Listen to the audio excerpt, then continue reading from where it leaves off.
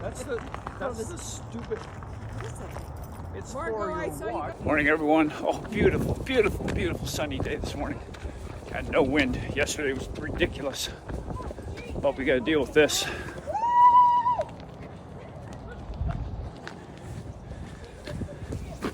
Until later in the day when it warms up and the ice melts. And it'll freeze again tonight. Just going to do a warm up with the ladies here. And then I'm going to do my Zone 2 MAF, whatever you want to call it, test. I'll run 2K. Oh, watch out for the ice. 2K at my threshold of Zone 2, which is approximately 130, and get a time on it. And then 2 months from now, I'll do the same test to see how I progress. And hopefully, I will have progressed. Biggest challenge today, as you can see here, I'll need to find a road close to me here. Just over there. Find a road that has very little traffic. I don't need to worry about vehicles over there. It's kind of a dead end road. A few more minutes, about a 15-minute warm up, and then I'll get right into the test here. A shout out to AJ, one of my subscribers.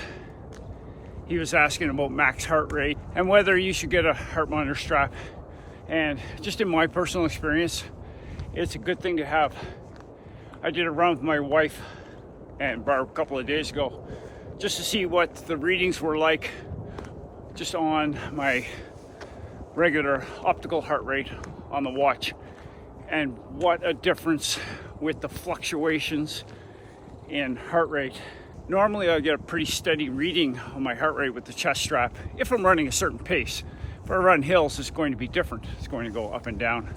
But when I'm running on the flats with a chest strap, you get pretty steady readings from the strap. But with the wrist base, it was all over the place.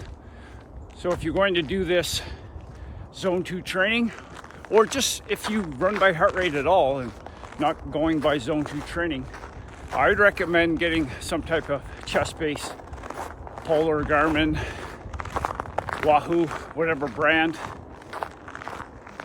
I do know that Polar, they've been making chest heart rate straps for a very long time. I had one over 30 years ago.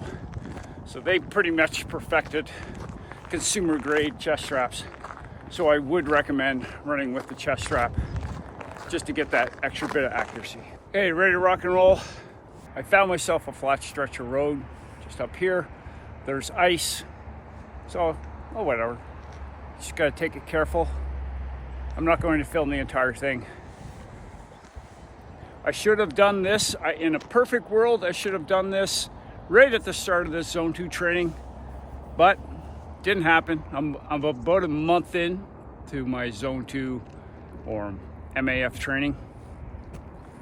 I will guess for 2K, I should be under 6 minutes per K, which is not fast at all, and that's okay. I'm just going to test it again 2 months from now just to see how I've improved in my training, and hopefully I will be faster for that same 2K, and I'm going to go into the same location as well just to try to make it as accurate as possible.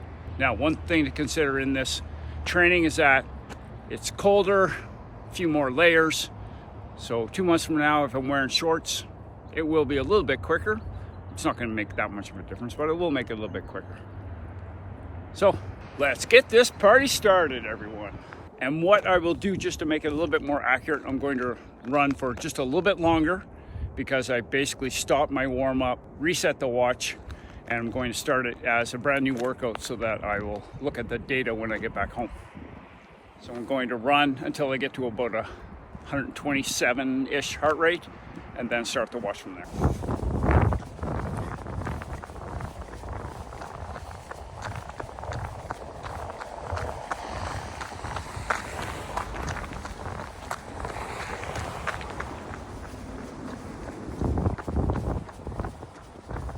Okay, just a little high, 134. Settled it in and check back with you halfway. Looking at the first kilometer, 5:57. Although that one was just slightly uphill, slightly. Be a little bit quicker on the way back. Yeah, it is downhill on the way back. A little bit quicker of a pace. I keep checking my heart rate every 10 seconds or so. Trying to lock it in around that 130, 133. Gone up a little bit.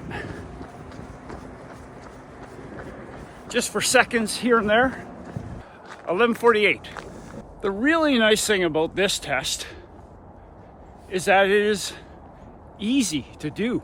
You're not running full out. It doesn't hurt.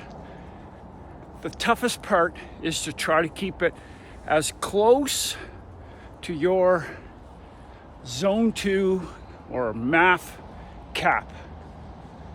Because it's easy to keep it under, but as soon as you're under that zone 2 threshold, you can tell because your breathing starts to change.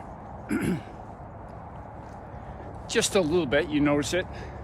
And to lock in that pace, it's hard to do when it's not completely flat. In a perfect world, I'd be doing this on the track. But I'll try to stay away from my track as much as possible. Rest of today's run, did my warm-up, did my 2K test, and I can put in another 5 or so kilometers. I will go over the results with you when I get back home. Just show it up, pull it up on the Polar Flow web interface. They do a wonderful job with their fitness metrics. I wish every company would do as good a job as Polar. I know Garmin has theirs and Coros. Apple Health is terrible. And Garmin's pretty good, but Polar, man, I think they do it the best. We'll chat in a bit. We are back home now, and I just want to show you the quick graph of the testing here. As you can see, this upper limit here, it's really hard when you're going uphill slightly, and I'm trying to film as well, so it's not working as well as I want to, but relatively consistent. A couple spots I got up a little bit too high, but overall almost all of it was around that 131 to 133 range. It'll be easier to do once I do more of this type of testing, but for now you can see that I try to keep it as accurate as possible, looking at about 250 watts approximately, which I don't really care that much about. And my average pace was just under 6 minutes per kilometer. There's a couple of weird dips here for some reason. I have no idea why, but just under 6 minutes per kilometer. So what I'll do is I'll do this test in approximately 2 months and then see what the results are and try to do an overlay of the graph and do my best to run in the same location. Thanks for watching, everyone. Get outside.